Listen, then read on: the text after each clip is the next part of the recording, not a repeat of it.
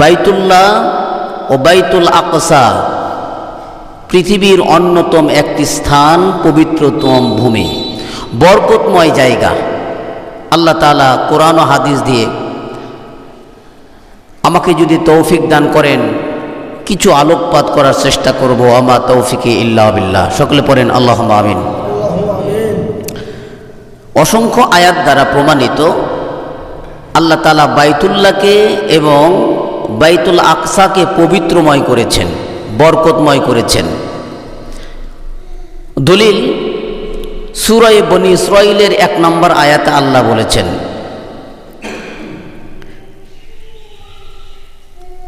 ইলাল মসজিদিল আকসাল্লাযী বারাকনা হাওলা লিনুরিয়াহু মিন আয়াতিনা। আল্লাহ তাআলা কোরআনে ঘোষণা করেছেন মুহাম্মদ সাল্লাল্লাহু আলাইহি ওয়াসাল্লামকে মসজিদুল হারাম থেকে মসজিদুল আকসা পর্যন্ত ভ্রমণ করাইছেন।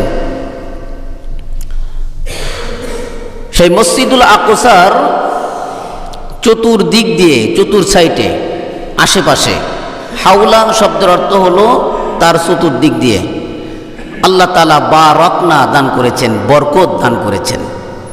শুধু তাই নয়, আল্লাহর নবীকে অনেকগুলো নিদর্শন দেখাইছেন।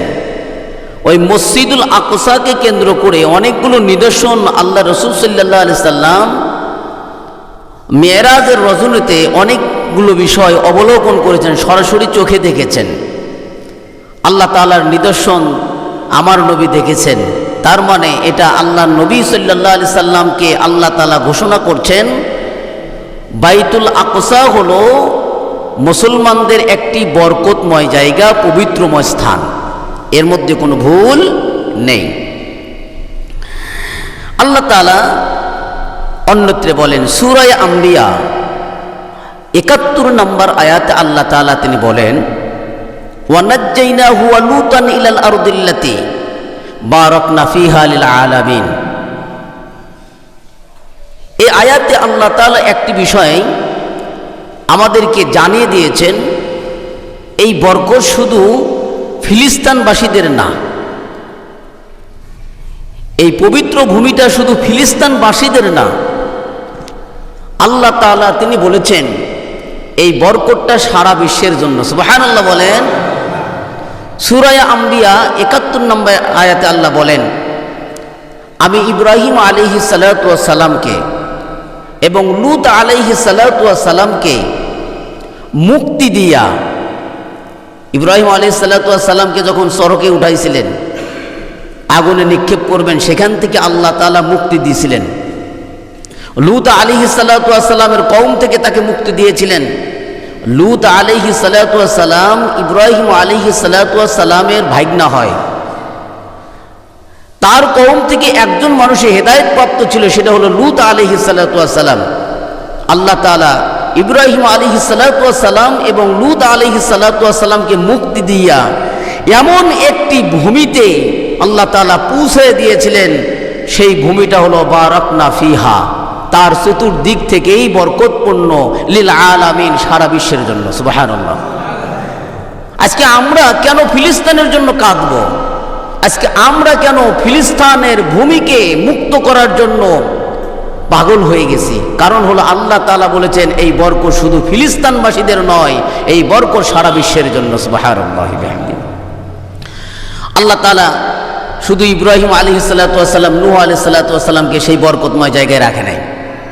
অধিকাংশ নবী ফিলিস্তিনের মাটিতে, ফিলিস্তিনের জায়গাগুলোতে কেন্দ্র করে আল্লাহ তাআলা ফিলিস্তিনের মাটিতে, আরব মহাদেশে অধিকাংশ নবীকে প্রেরণ করেছিলেন। তার মধ্যে হযরত সুলাইমান আলাইহিস সালাতু ওয়াস সালামকে সেই ফিলিস্তিনের ভূমিতে রাজত্ব দান করেছিলেন। সেখান থেকেই আল্লাহ তাআলা তিনি বলছেন যে সুলাইমান আলাইহিস সালাতু ওয়াস সালামকে আল্লাহ তাআলা এমন নিয়ন্ত্রণ ক্ষমতা দিয়েছিল, পশু পাখি, কীট পতঙ্গ, জিন, বাতাসকে পর্যন্ত তার অনুগামী করে দিয়েছিল। বাতাস হযরত সুলাইমান আলাইহিস সালাতু ওয়াস সালামের কথা শুনত। আল্লাহ তাআলা তাই ঘোষণা করে বলেন, সুলাইমান আলাইহিস সালাতু ওয়াস সালামকে আমি ফিলিস্তিনের ভূমিতে রাজত্ব করাইছি। সুবহানাল্লাহ বলেন। কেন? বলে ওই ভূমিটা ছিল বরকতময় জায়গা। ভূমিটা কি ছিল বলেন তো, কথা বুঝেন। আল্লাহ সূরা আম্বিয়া 81 নম্বর আয়াতে বলেন, প্রত্যেকটি কথার কিন্তু দলিল আছে। আমি দলিল দিতে গেলে দেখা যায় যে সময় ক্ষেপণ হয়, এই জন্য অনেক সময় দলিলকে অ্যাভয়েড করে চলে যায় আর কি। কিন্তু আপনাদের তো বিশ্বাস আছে নাকি বলেন? বিশ্বাস আছে যে হুজুর দলিল ছাড়া কথা বলেন না নাকি? আলহামদুলিল্লাহ। আল্লাহ তাআলা সূরা আম্বিয়ার 81 নম্বর আয়াতে বলেন, ওয়ালি সুলাইমান রিহা আসিফাতান তাজরি বিআমরিহি ইলাল আরদিল্লাতি বারাকনা ফিহা। আল্লাহ তাআলা বলছেন, আমি সুলাইমান আলাইহিস সালাতু ওয়াস সালামকে প্রবাহবান বাতাসকে তার অনুগামী করেছিলাম।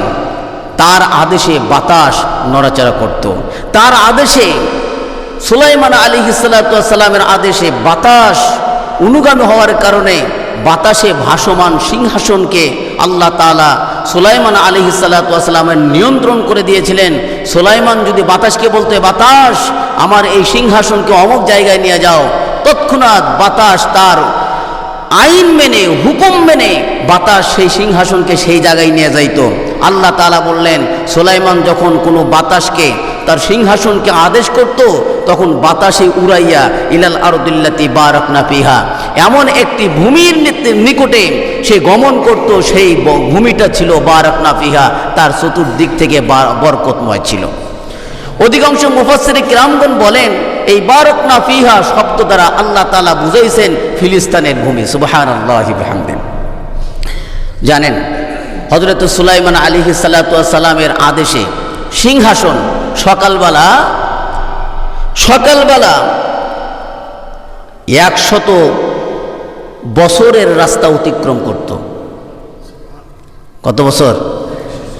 100 বছর। বিকালবেলা 1 মাস চলতে সময় লাগে, এতটুকু সময় সে অতিবাহিত করত তার এই সিংহাসন। তার হুকুমে 1 মাসের পথ অতিক্রম করবে, 1 বছরের পথ অতিক্রম করবে, এই পথটা সকালবেলা যাইতো, আবার বিকালবেলাও যাইতো। সুবহানাল্লাহ বিহামদিহি। তাহলে কত দ্রুত গতিতে যাইতো বলেন তো? সিংহাসন সহ এইভাবে আল্লাহ তাআলা সুলাইমান আলাইহিস সালাতু ওয়াস সালামকে বরকতময় স্থানে চলাফেরা করাইছেন। সেই বরকতময় স্থানটা কোনটা বলে ফিলিস্তিনের ভূমি। এই ফিলিস্তিনের বাইতুল আকসা অর্থাৎ বাইতুল মুকাদ্দাস, আমরা যেটাকে নাম বলি বাইতুল আকসা, বাইতুল মুকাদ্দাস, এই মসজিদকে সর্বপ্রথম নির্মাণ করেন, পুনর্স্থাপন করেন। নির্মাণ বলতে কি বলেন তো? পুনর্স্থাপন। হযরত সুলাইমান আলাইহিস সালাতু ওয়াস সালাম বাইতুল আকসা মসজিদ, জেরুজালেমের সেই মসজিদটা প্রথম পুনর্স্থাপন করেন।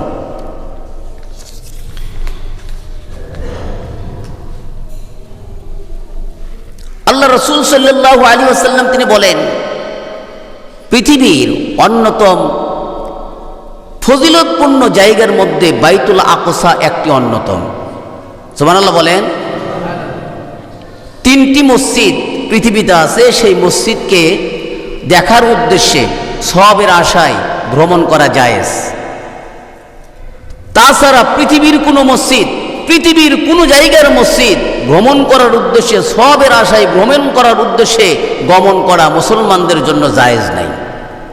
আমরা অনেক সময় 200 গম্বুজ মসজিদ দেখার জন্য যাই, দিলের মধ্যে থাকে নিয়ত সওয়াব হবে, জায়েজই নাই, দেখতে পারবেন না।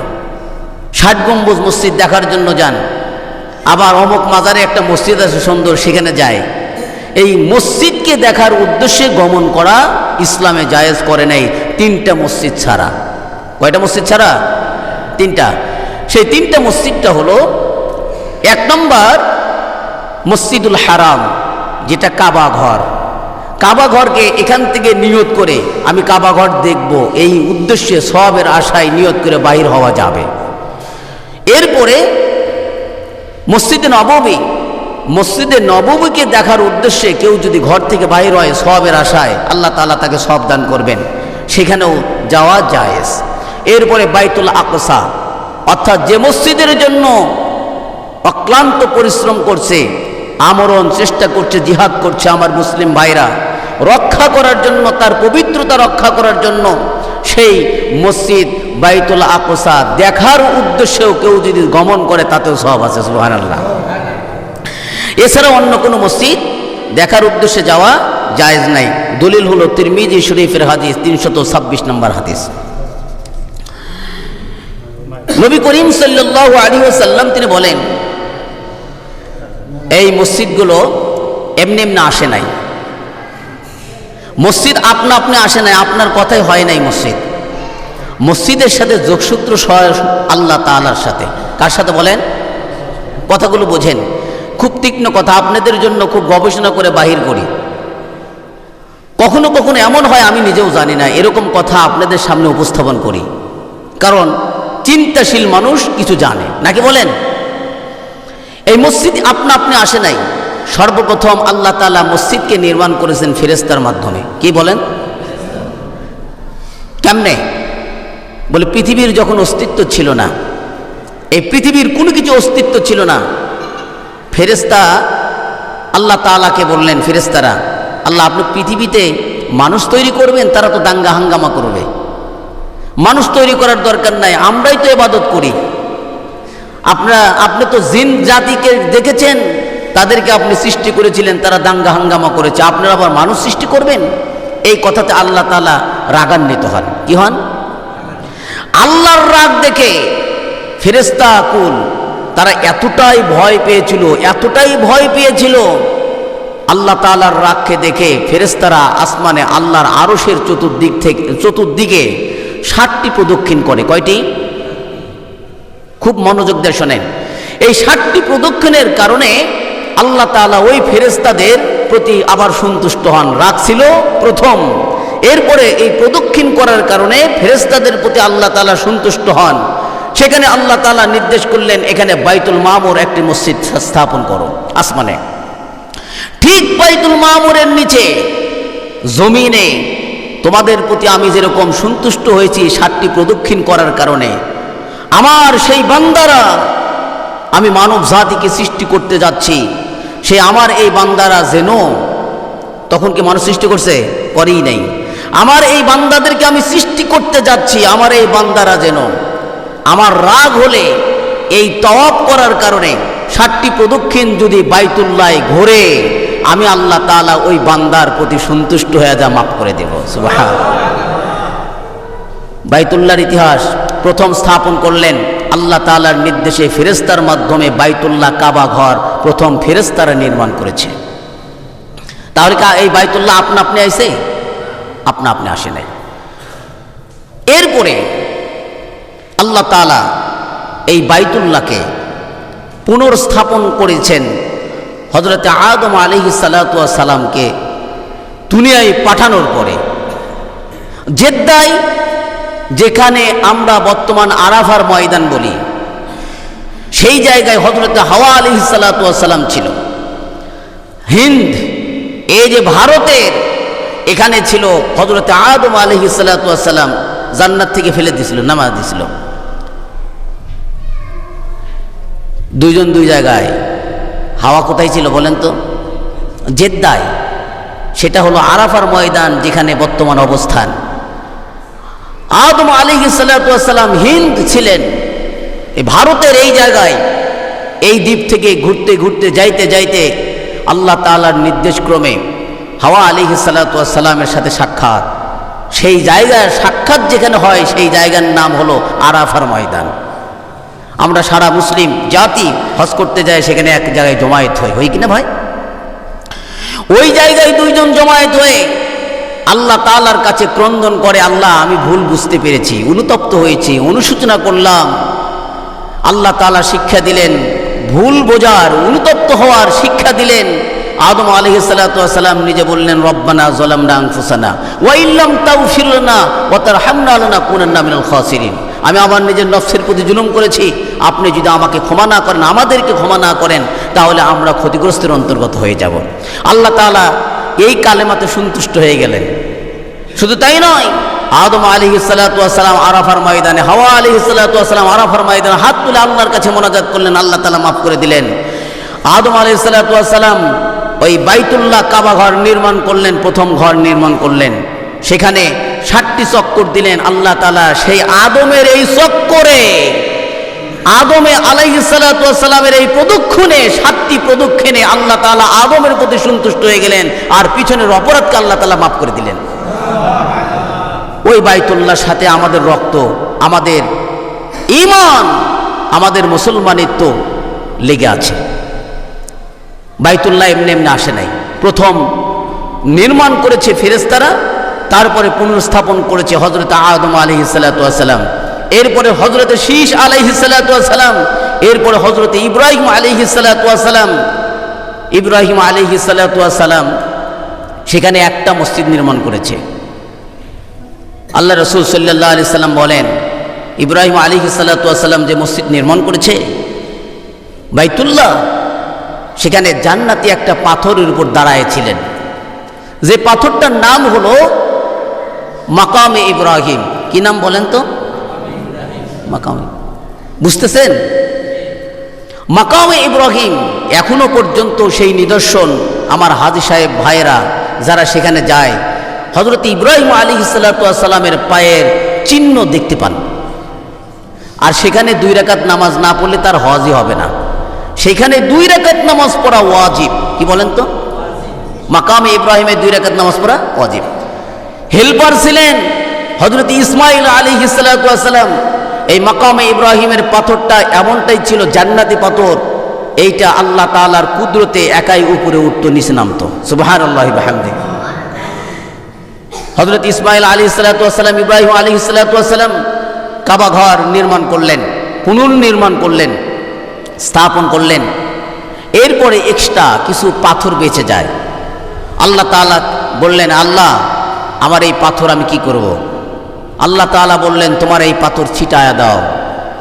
বলে তাহলে কি লাভ? বলে তোমার এই পাথর তুমি ছিটায়া দাও, বাদ বাকি কাজ আমার।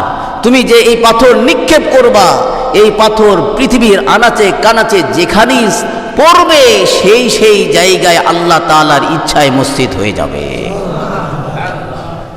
বাইতুল্লাহ শাখা এই সমস্ত মসজিদ। বাইতুল্লাহ শাখা কি বলেন তো? ওই ইব্রাহিম আলাইহিস সালাতু ওয়াস সালামের ছিটানো পাথর যেখানে যেখানে পড়েছে সেখানে সেখানে মসজিদ হয়েছে। আপনার ইচ্ছায় মসজিদ হয় না ভাই। আল্লাহ তাআলা বললেন, ঘোষণা দাও, সমস্ত উম্মতকে ঘোষণা দাও, হজ্জের আদেশ করো। ইব্রাহিম আলাইহিস সালাতু ওয়াস সালাম হজ্জের আহ্বান করলেন। বলে তাতে লাভ কি? বলে তোমার এই আহ্বান যারা যারা শুনবে তাড়াতাড়ি হজ করবে। সুবহানাল্লাহি ওয়া বিহামদিহি।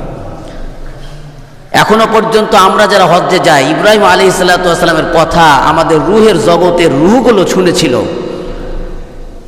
আনে আলা যতগুলো উম্মত আসবে তারাও এরকম অবস্থায় তারা হজ করবে। তাহলে এই কাবা ঘর আপনা আপনি আইছে না আল্লাহ প্রদত্ত ভাবে আইছে?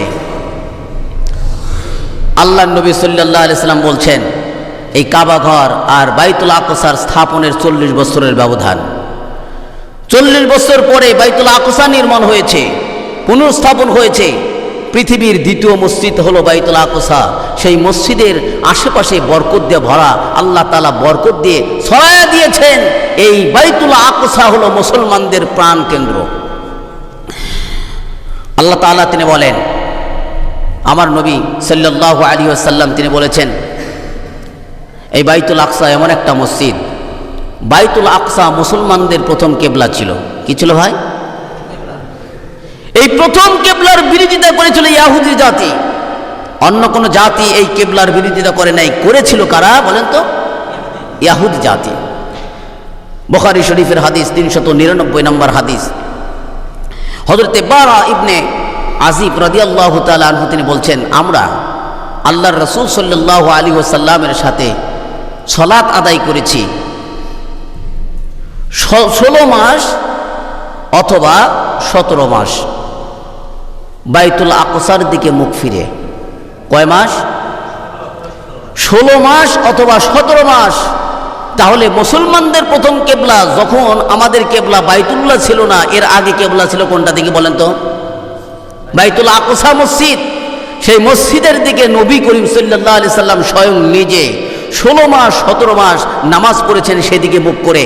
আল্লাহর নবী সাল্লাল্লাহু আলাইহি ওয়াসাল্লাম আসমানের দিকে তাকান, আবার জমিনের দিকে তাকান, আসমানের দিকে তাকান, আবার জমিনের দিকে তাকান। আল্লাহর নবী সাল্লাল্লাহু আলাইহি ওয়াসাল্লাম চাইছিলেন আমার কেবলা যদি বাইতুল্লাহ হতো কতইটা ভালো হইতো। কার তামান্না বলেন তো? নবীর তামান্না। আল্লাহর নবী সাল্লাল্লাহু আলাইহি ওয়াসাল্লাম এইভাবে যখন তাকান, আমার আল্লাহ তাআলা তিনি বলেন আমার নবীকে খুশি করা আমার দায়িত্ব। নবীকে খুশি করা কার দায়িত্ব? আল্লাহর দায়িত্ব। আল্লাহ তাআলা বলেন তুমি যখন আসমানের দিকে তাকাইছিলা আমি তখন দেখেছিলাম,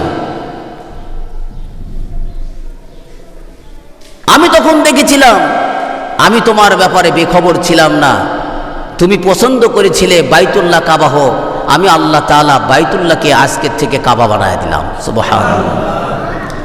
কিন্তু ইহুদিরা কি করলো? সূরা বাকারায় আপনারা দেখেন ইহুদিরা কি করলো। ইহুদিরা আল্লাহ রাসূলের এই কাবাকে অস্বীকার করলো, বিদ্রোহ করলো। বাইতুল আকসাকে কাবা চেঞ্জ করার কারণে, কারণ ইহুদিরা চাইছিল বাইতুল আকসা হবে আমাদের কিবলা, আর আমার নবী চাইছিল বাইতুল্লাহ হবে আমার কিবলা। সুবহানাল্লাহ বিহামদিহি। তাহলে মুসলমানদের প্রথম কিবলা ছিল কি? বাইতুল আকসা।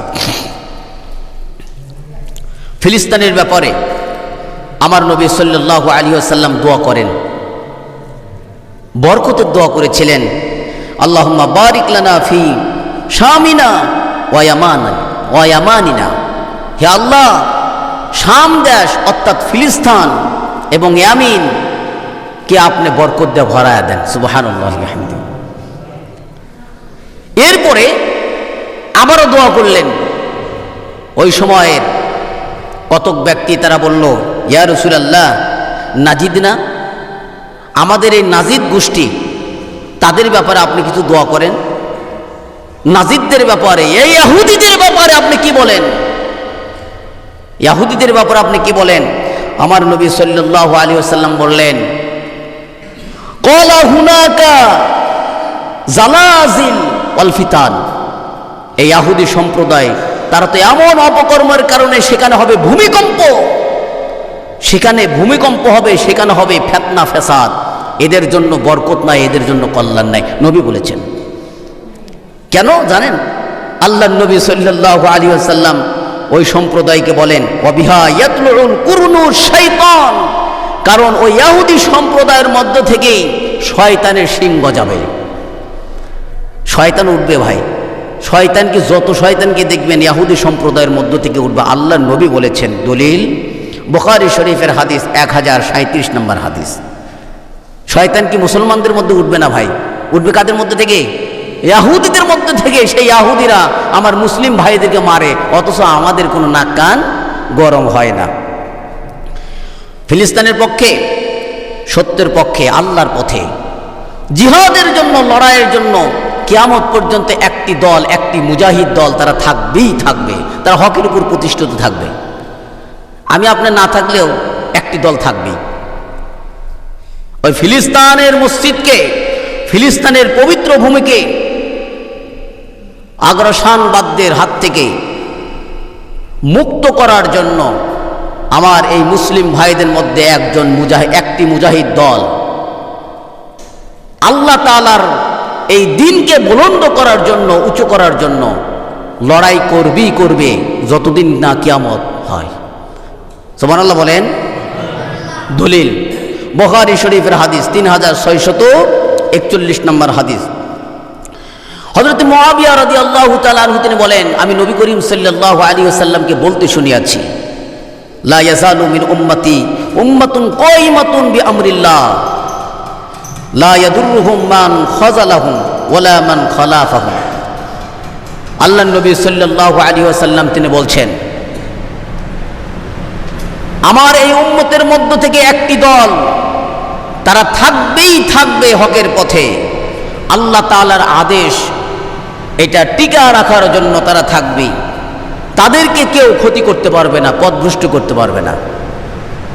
সবাই গোমরা হলে হতে পারে, ওই বাইতুল আকসা মসজিদের আশেপাশে যে সমস্ত মুজাহিদ ভাইরা আছেন তাদের ঈমানে বলীয়ান হয়ে তারা কখনোই পথভ্রষ্ট হবে না, আল্লাহ তাআলার নবী বলেছেন।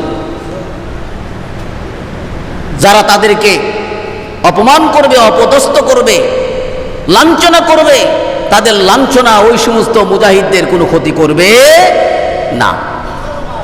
তার মানে কিয়ামত পর্যন্ত একটি দল হকের উপর থাকবেই থাকবে। আমাদের মধ্যে কি সবাই অন্যায় মেনে নেন ভাই? কথা বলেন, কথা আমার বুঝতেছেন না? সবাইকে অন্যায় মেনে নেন? আমরা কিন্তু সকলে অন্যায় মেনে না, কিন্তু অন্যায় কাজ করি, অন্যায় কাজ করি, কিন্তু অন্যায় মেনে নিতে পারি না। আমরা আমরা অনেক সময় এরকম কথার শিকার হই, হুজুর হক কথা বলেন, আমাদেরকে বলে হুজুর হক কথা বলেন।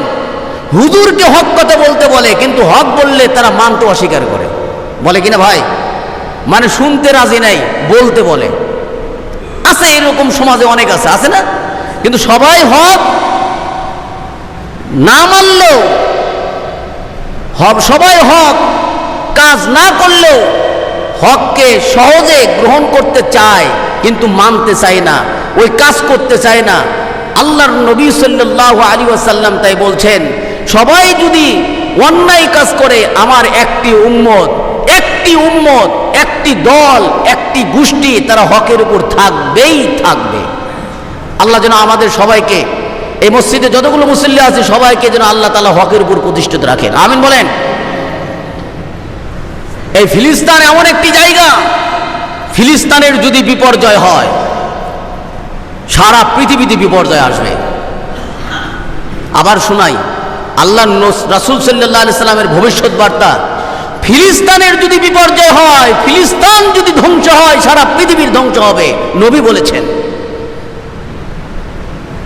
ফিলিস্তিনের বিপর্যয় হলে বিশ্বযুদ্ধ শুরু হয়ে যাবে, অচিরেই শুরু হয়ে যাবে।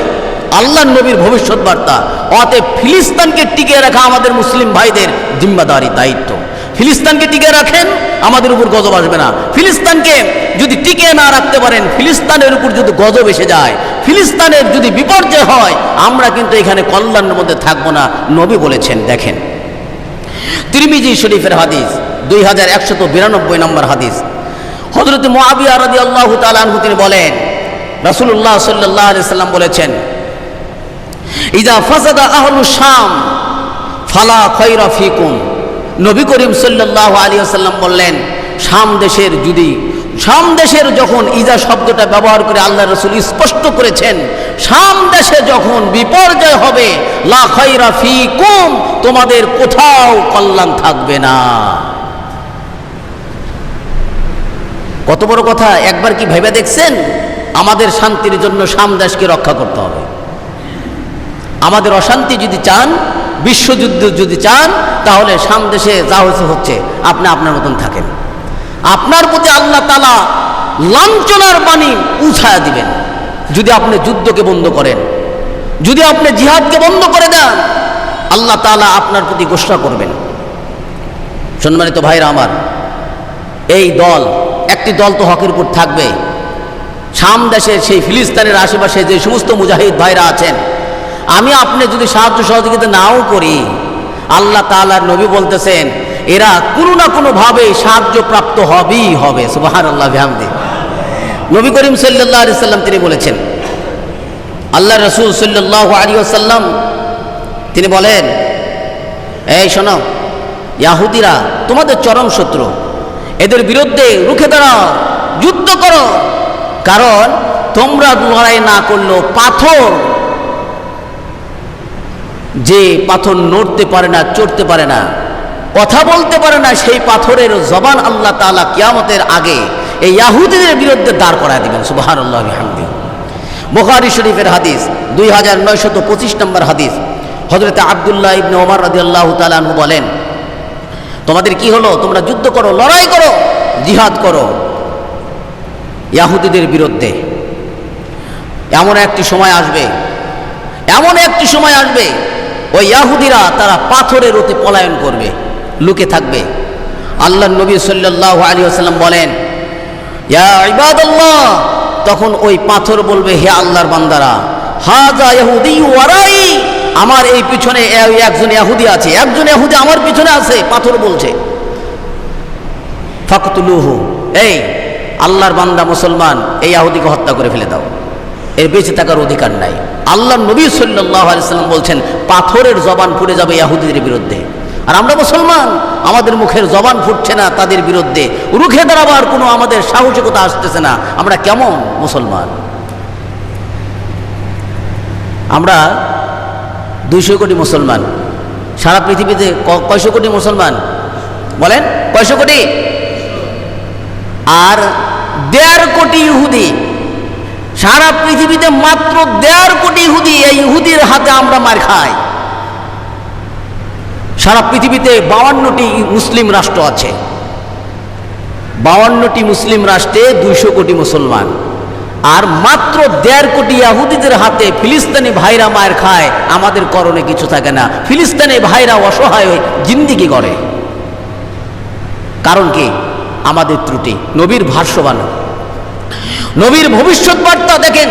আল্লাহ নবী সাল্লাল্লাহু আলাইহি ওয়াসাল্লাম তিনি বলেন, তোমাদের বিরুদ্ধে বিজাতি সম্প্রদায় তারা একমত হবে, একত্রিত হবে। কেমন ভাবে? তোমরা যেরকম খাবারের প্লেটে চতুর্দিকে একত্রিত হও, খাবারের একটা যে আমরা আপনারা দেখেন নাই, তাবলিগ জামাতের ভাইরা একটা বড় প্লেটে খায়, চতুর্থ সাইডে ঘিরে নিয়ে বসে খায় না? আল্লাহ নবী সাল্লাল্লাহু আলাইহি সাল্লাম তিনি বলছেন, তোমাদের মুসলমানদের উপর বিজাতিরা তারা একত্রিত হবে। আবু দাউদের হাদিস 4297 নম্বর হাদিস। আল্লাহ নবী সাল্লাল্লাহু আলাইহি সাল্লাম বললেন, কেমন ভাবে? যেরকম তোমরা খাবার প্লেটের চতুর্দিক থেকে তোমরা বসে খাবার গ্রহণ করো, ওই রকম ভাবে তোমাদের বিরুদ্ধে বিজাতি সম্প্রদায় মুসলমানদের বিরুদ্ধে একত্রিত হবে। সাহাবীরা প্রশ্ন করলেন, ইয়া রাসূলুল্লাহ, তখন আমাদের অবস্থা কেমন হবে? আমাদের মতন সংখ্যা লঘু হওয়ার কারণে, অল্প মুসলমান হওয়ার কারণে? আল্লাহ নবী সাল্লাল্লাহু আলাইহি ওয়াসাল্লাম বললেন, না না না না না, অল্প হবে না, তখন তোমাদের সংখ্যা হবে বাল আনতুম ইয়াউমাইদিন কাসিরুন, তখন তোমাদের সংখ্যা অল্প হবে না, তখন তোমাদের সংখ্যা অনেক বেশি হবে। বলেন তো 1.5 কোটি আর 200 কোটি বেশি না কম? আরে ভাই হিসাব জানেন? 200 কোটি মুসলমান আর 1.5 কোটির কাছে মার খাইতেছেন, তাহলে কম না বেশি? বেশি। মুসলমান বেশি না? মুসলমান বেশি। আল্লাহ নবী সাল্লাল্লাহু আলাইহি সাল্লাম বললেন মুসলমান বেশি হবে, কিন্তু ঘটনা হলো কেমন মুসলমান হবে জানো?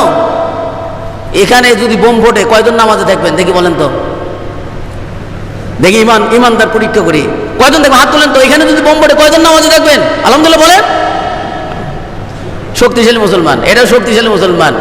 বোম ফোটার সাথে সাথে নামাজ টামাজ ছেড়ে দিয়ে চলে যাবেন, এটা হলো দুর্বল মুসলমান। আল্লাহ নবী বলছেন সংখ্যাই বেশি হবে, কিন্তু তাদের অবস্থানটা হবে খড়কুটার মতন।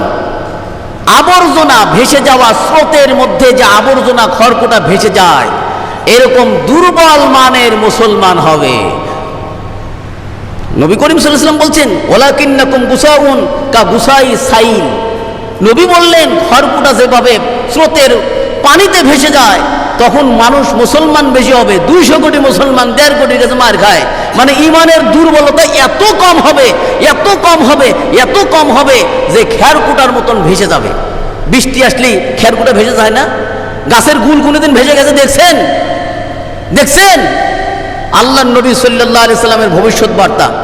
শুধু তাই নয়, এই মুসলমানদের যে একটা পাওয়ার আছে, ঐক্যতা, ইউনিটি, ঐক্যবদ্ধ জিন্দেগি, এই ভয় ভীতি তাদের দিলের মধ্যে আর থাকবে না, ইহুদিদের দিলের মধ্যে থাকবে না।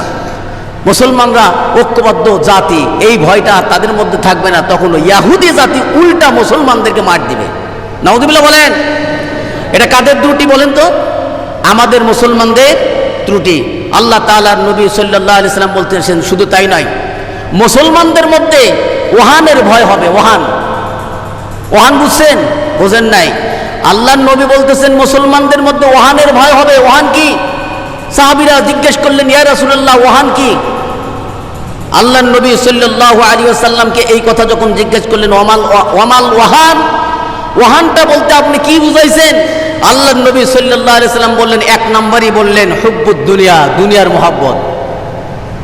কত আপনার দুনিয়ার মহব্বত, চাতালে ধান শুকিয়ে গেল, মানে খরে গেল, বিভিন্ন কিছু, মানে এইটার চাইতে, ইবাদতের চাইতে দুনিয়ার মহব্বত আপনাদের দিলে বেশি ঢুকবে।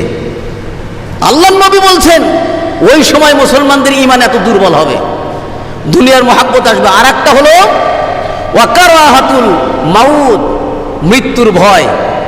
মরতে চাবেন না, মানুষ মৃত্যুর ভয় করবে। জিহাদের ডাক দিছে ফিলিস্তিন ভাইরা, আপনারা এখান থেকে মরতে চাবেন না, অথচ নবী বলছেন জিহাদের মৃত্যু কত শান্তিদায়ক জানো?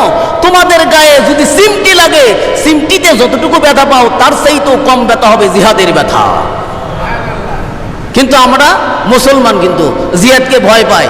ওই জিহাদের কথা শুনলে গায়ে জ্বর আসে, না ভাই জিহাদ করতে রাজি নেই, তোমরাই মরগা। বনি ইসরাইলদের কথা, বনি ইসরাইলদের মতন মুসা আলাইহিস সালামকে বলছিলেন ওই আমালিকা গোত্রের সাথে আমরা লড়াই করতে পারবো না, যাদের কানতালা 10 জন ফালাইলে ওই একাই একজন 10 জনকে বশ করে ফেলে দেয়, ওই জাতির সাথে আমরা লড়াই করতে পারবো না।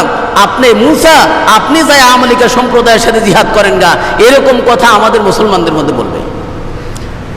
সুতরাং ভাইরা আমার, ঈমানকে তরুতাজা করেন, ঈমানকে মজবুত করেন। নবী করিম সাল্লাল্লাহু আলাইহি ওয়াসাল্লাম বলেন, এই শোনো, এই অবস্থা সৃষ্টি কখন হবে, মানুষ এত দুর্বল ঈমানদার কখন হবে? শুনবেন, এই কথাটা বলে শেষ করে দিই। দুর্বল ঈমানদার কখন হবে? আল্লাহর নবী সাল্লাল্লাহু আলাইহি ওয়াসাল্লাম তিনি বলে দিয়েছেন। দেখেন, আবু দাউদের হাদিস 3462 নম্বর হাদিস। হযরতে ইবনে ওমর রাদিয়াল্লাহু তাআলা আনহু তিনি বলেন, আমি নবী করিম সাল্লাল্লাহু আলাইহি ওয়াসাল্লামকে বলতে শুনে আছি। নবী বলছেন সেই কথাটা, ইবনে ওমর তিনি বলছেন, ইদা তাবায়াতুম বিল ঈনাতি বিল আইনাতি। নবী করিম সাল্লাল্লাহু আলাইহি ওয়াসাল্লাম বলছেন মানুষের মধ্যে ইয়ানার ব্যবসা ব্যাপক প্রসিদ্ধ হবে। ইনা, এই ইনার ব্যবসা, ইয়ানাতা ইনা, ইনার ব্যবসা প্রসিদ্ধ হবে। আমরা কিন্তু সবাই ইনার ব্যবসা বুঝি নাই, বুঝছি? এর বাংলা হলো কম দিয়ে বেশি নেওয়া, কম দিয়ে বেশি দিয়ে, বেশি দিয়ে কম নেওয়া, অর্থাৎ কম বেশি করে সুদের ব্যবসা করা। কি বলেন তো? সুদের বর্তমান সময় কি আছে সুদের ব্যবসা? নাই, নাই। আপনাদের এখানে আলহামদুলিল্লাহ শেরপুরের মানুষ ভালো আছেন, সুদের ব্যবসা নাই। কিন্তু নবী বলছেন যখন সুদের ব্যবসা বেশি হবে, সুদের ব্যবসাকে মানুষ যখন বেশি মূল্যায়ন করবে, প্রাধান্য দেবে, গ্রহণ করবে, ওয়াখাযা আযনাবাল বাকারি। এরপরে 2 নম্বর নবী করিম সাল্লাল্লাহু আলাইহি ওয়াসাল্লাম বলছেন যখন মানুষ গরুর লেঙ্গুর ধরবে, লেজ,